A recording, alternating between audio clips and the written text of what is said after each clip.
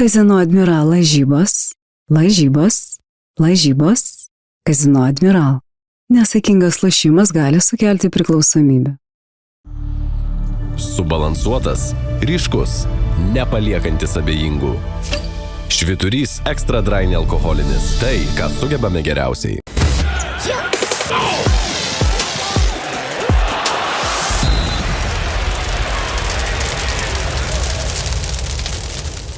Sveiki visi, ant karštų nemiega, dabar yra 11 nakties, tik tai gavom žinę, iš karto su Mindaugu ir darom vėl Tėlę tiltą ir kalbam apie įdomią naujieną. Kauno Žalgiris pranešė, kad šią komandą papildo dar vienas naujas žaidėjas.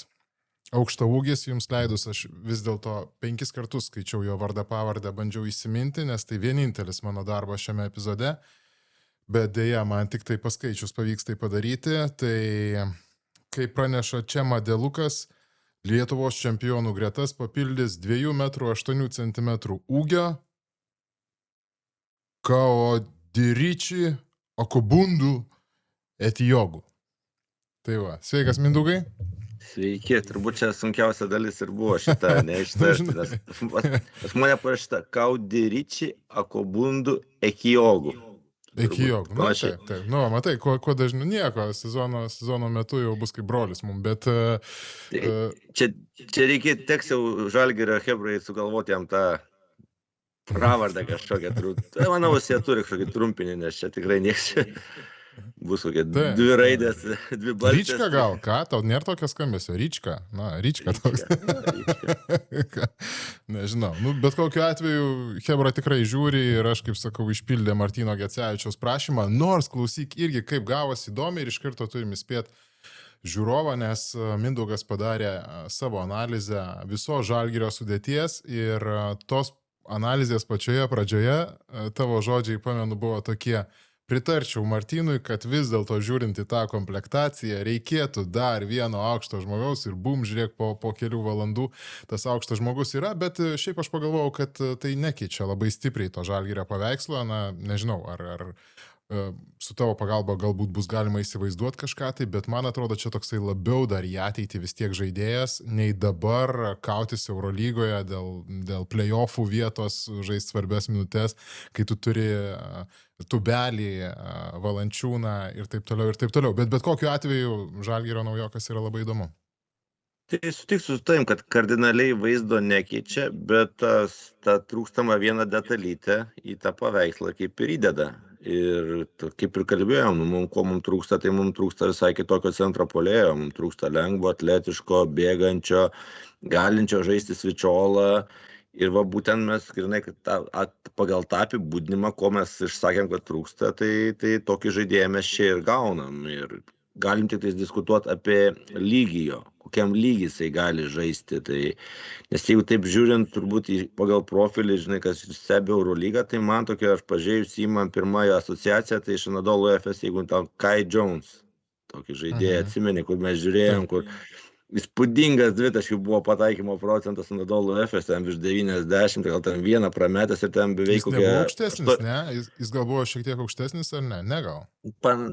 Panašaus ūgio, iš tikrųjų, irgi labai tokio tie lengvi žaidėjai, jie žaidžiantis 2 prieš 2, nestatantis užtvarų, greitai leidžiantis, net tas vadinamas slip užtvarą žaidžiantis. Ir jų tikslas yra turbūt kuo greičiau apibėgti savo tiesioginį centro puolėją, po 2 prieš 2 nusileis kuo greičiau ir jeigu ten jam laiku pakabinamas kamuolys virš lanko, tai jis ten pasigauna net ir truputėlį kreivą ir visiškai virš lanko žaidėjas ir krauna jį ten su tokiu lengvumu, tai sakau, labai panašu į tikrai į Kai Jones. Tai va čia toks įdomus profilis ir šiaip sakyčiau, ta trūkstama detalė Žalgirio žaidime. Gerai, tai kaip tu vertini jo tuos statistinius rodiklius ir ką galbūt spėjai užmesti akį į jau tokius bendrinius dalykus tuos pasakei, bet, na, tarkim, jeigu jisai Europos taurėje žaidė 13,5 minutės, pelnė po 4 taškus, tai kokius lūkesčius gali turėti Eurolygoje? Nežinau, iš pirmo žvilgsnio tai atrodytų visai net kažkiek trečias centras man vis tiek gaunas, net gal ketvirtas realiai centras, turbūt Valančiūnas daugiausiai žaidžia centru, gal Marekas šiek tiek daugiau, Ąžuolas trečias ir čia ketvirtas centras. Ar kokį tau paveikslą, kaip tu matai tas rotacijas, dabar tokias, bent čia tik tai įsivaizdavimai, bet padiskutavimai? Aš galvoju, kad tas trečias centras turbūt labiausiai ir tinka. Aš manau, jie su Mareku turės greičiausiai panašias rolės ta prasme, kad jie turbūt nuo rungtynių žiūrės pagal varžovą, kuris tą dieną labiau tinkamas, galbūt tas ir užims tą tokio antro centro vietą, kažkuris užims trečio tose rungtynėse, po to gali būti atvirkščiai.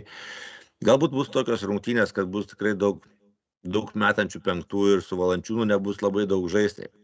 Galbūt su Mareku kartu jie galės kažkokias užduotis vykdyti, bet faktas, kad tai yra visiškai kitokio profilio žaidėjas ir Žalgiriui jis buvo reikalingas. Ir dėl tų minučių tai taip net, ar gali būti rungtynių, kad jis gal iš vis net nežais, gali būti, kad rungtynių, kad jis gal žais ir daugiau, nes aš manau, jie modeliuos visiškai pagal priešininkų varžovo, pasirinks tą taktiką, kurią pagal juos bus tuo metu optimaliausiai pasirinkti. Ir šitas žaidėjas tikrai tą jau vadinamą ginklų resursą, kurį tu gali ypač iš gynybos pusės, jisai stipriai praplatina ir tu gali modeliuoti savo žaidimą plačiau ir tų centrų nenualinsi, kažkas ir LKL galės daugiau pažaisti, tai nes šiaip pakankamai jaunas, matos ir kūno kalba gera, žaidžia su labai gera energija, atstumus bėga tokiais greičiais, kad net gynėjai taip nebėga, tai ten yra kelias atakas, kur mačiau tokiais 5 žingsniais visą aikštelę kiaurai prabėgo ir anoje pusė atsidūrė. Ir toks iššoko, idėjo, taigi pakeitė kryptį, jau bėga į kitą pusę, toks gyvas žaidėjas. Tai va čia tokia skaičiau pliusai. Minusai vis dėlto yra tie kiti, kad tai yra lengvas žaidėjas ir jam jau bus sudėtinga fiziškai žaisti žaidėjais. Jam bus sudėtinga ir stumdytis po krepšiu, čia dar truputėlį gal klausiau jo ir kažkokį vieną interviu ten, kuris dar, man atrodo, universitete, kur kalbėjo, kad dirba ten tiek kažkiek ties gynyba, tiek ties kamuolių kovojimu, nes, kaip jis pats išsireiškia, jis yra toks, kūdo ir aukšto, kūno centras labai aukštai yra, tai jo toks galbūt tikslas save kažkiek sodinti žemiau, kad galėtų kažkiek tai stumdytis, bet čia toks jau minusas, to fiziškumo nebus, bet kas liečia tą žaidimą, toks tą 2 prieš 2 prakirtimus, greitą puolimą, tai jeigu yra geri gynėjai, jeigu suras jį, pagaus, tai turėsim įspūdingų epizodų ir turėsim galbūt lengvų taškų, tai bus labai priklausomas nuo gynėjų, nuo jų perdavimų. Dabar mes kalbam iš viso, tikrai ta žinia net turbūt pusvalandis tik tai yra praėjęs geras ir aš visai nieko nespėjau ten pasižiūrėti, žinau, kad tu užmetėjai akis, tik tai tas 5 jis negali žaisti, tarkim, 4 visai be metimo, ar ne, turbūt to metimo. Be metimo. Aš žiūrėjau highlightus, tai metimo. Baudų pataikymo procentas ten apie 60 irgi, tai nėra geras ir nemetantis žaidėjas, grinai 5 pozicija, labai aišku, tu ten, žinai, gali net pasižiūrėti 10 klipų ir tu biškai pamatai dar tos kitus skaičius ir, profilis viskas, sakau, vienas prie vieno, man Kai Jones yra iš Anadolu Efes, tik tai galbūt truputėlį dar žemesnio lygio, bet galintis priaugti turbūt iki to lygio, tai va čia, sakau, man vienas prie vieno, bet man tai čia viskas idealiai atitinka ir greičiausiai nėra labai brangus, Žalgiriui įkandamas ir LKL tikrai duos didelės naudos, Eurolyga tam tikrose rungtynėse irgi su specifinė rolė duos naudos kažkiek tais, tai kad apie jį žaidimas suksis tikrai ne, toks pagalbinis žaidėjas, bet sakau, ta tokia maža dalelytė kažkur, kurios trūko ten vis mums neįsistato dabar ir sakau, prie Svičiolo gali gintis, gali judėti tikrai labai gerai, visą laiką laiko iškeltą ranka ilga, matosi, kad keičiantis yra trajektorija metimo, ne visada blokuojantis, bet keičiantis trajektoriją. Čia dar yra dar vienas toks aspektas, kur čia dabar čia buvęs per seminarus išgirdau ir iš tikrųjų tikrai logikos turintis pasakymas, kad nebūtinai tu turi blokuoti metimą. Tu galbūt tavo tas šuolis ir tavo rankų ilgis priverčia varžovą bijoti ir pakeisti trajektoriją, kas irgi priverčia numetimą nebūti tuo tokiu taikliu, koks jis galėtų būti. Tai Tai va čia dar viena jo savybė. Plus lanko saugotojas yra geras ir jeigu ten kartais ir prasileidžia pasivėję, kaip tinklinėje šoka ant tam antram aukšte, pučia tos kamuolius, tai atletika tai tikrai įspūdinga labai yra. Kas galbūt dar kaip ir vis tiek savotiškai jaunam žaidėjui ir gali būti, kad teks truputėlį dar mokintis tos visus mentalinius dalykus, kad žinot prieš žaidėją, kurį giniesi, ką jisai daro, gal jisai meta, ar jisai vežiasi, nereaguoti pagąsdinimus, nes jie labai tokie žaidėjai nori gesinti kiekvieną metimą. Tai irgi matėsi, kad labai nori šokti, tai protingesni pasigąsdina vieną, antrą kartą pasikelia, tai čia gal šitie dalykai. Bet potencialą prie Svičiolo gintis vienas prieš vieną prieš gynėjus, tai turi tikrai labai labai gerą. Ir kojų darbas geras, ir rankas laiko iškelta. Tai va čia, sakau, čia tokios, man tai, sakau, atitinka tą viską, ko Žalgiriui truko iki šio momento. Bet šiaip aš norėjau tavęs klausti, kaip galvoji, ko šitam bičiui reikia, kad jisai įsitvirtintų Eurolygoje, bet man atrodo, kad tu ką tik ir paminėjai tuos dalykus, kurie, tarkim, yra labai, labai svarbus ir kad tenai užvaryt gal ir daugiau tos jėgos. Bet šiaip, žiūrint į tą Žalgirio tokį paveikslą, aš net matau tą tokį simpatišką labai kryptį, į kurią jie eina, bet gal jie jau ir seniau ėjo. Gal aš to nepastebėjau, gal tik tai su drauge su tavimi kažkaip daugiau žiūri, analizuoji, pažindinėsi su tai žmonėm. Tai Wrightas, ar ne? Maxwellas Lewisas, dabar šitas vaikis. Man toks Žalgiris atrodo eina į tą tokią dinamiką, tokį fiziškų, tokį fainą, greitą tą stilių. Ar tu to nepastebi, ar irgi matytum, kad tokius žaidėjus, aš net sakyčiau, žinai, pasiaugini tokius kaip Lewisas, kaip tas, jeigu jiem tik tai duoda dar dievulis sėkmės, sveikatos ir taip toliau, tai čia jie galėtų, nežinau, skraidyti, daužyti ant lanką tą įspūdingai. Šitaip kardinaliai, kad į tą pusę eina, tai aš nenorėčiau to teikti, nes vis tiek mes turim ir Valančiūną, ir Mareką, jie tokie, žinai, vis tiek dar kažkiek to sunkesni, plus tie gynėjai irgi nėra visi tokie, turbūt net sakyčiau, nėra nei vieno tokio greito mažo gynėjo, kur būtų kaip Francisko, tokios sprogstamo, tokio mes neturim realiai. Kad, žinai, turėtų atakuoti iš toli, prasivežti, mes tokio neturim, dabar truputėlį tie gynėjai sunkesni pas mus pasidarė.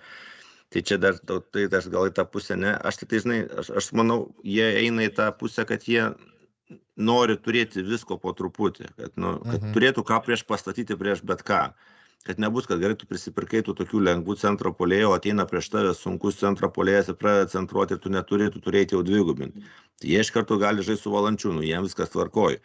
Dabar ten pradeda, jeigu komanda atsiranda, kur yra lengvi visi ir dar penktas metantis, gerai, tu įsileidi Kai Jonesą, tu pradedi žaisti Svičiolą, kartu su Ąžuolu dar 2, 4, 5 viskas tvarkoja, galima tą dalyką daryti.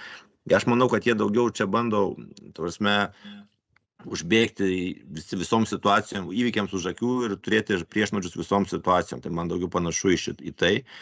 O tai, kad jie dar paminėjo apie Lewisą, kad jie dar irgi sugeba pagal biudžetą nusipirkti žaidėją ir paskolinti.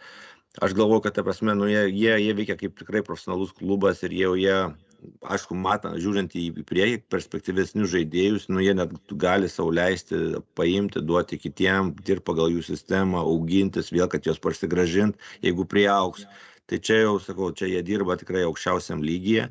Ir man dabar jau tai viskas jau eina link tų, kur mes kalbėdavom, kad žiūrėkit, Olimpiakosas, Panathinaikosas, kiek žaidėjų ten, kokie neregistruoti, tai bet jie turbūt, tada jie apsidraudė yra nuo traumų, nuo visko, jie vis tiek, keli žaidėjai iškrenta, jie vis tiek važiuoja. Tai Žalgiris dabar jau darosi panašiai arti to komanda, kuri jau turi tokį didžiulį, kaip bebūtų, žaidėjų branduolį, kur greičiausiai bus žaidėjų, kurie neblogi, bet net nebus registruoti rungtynėms.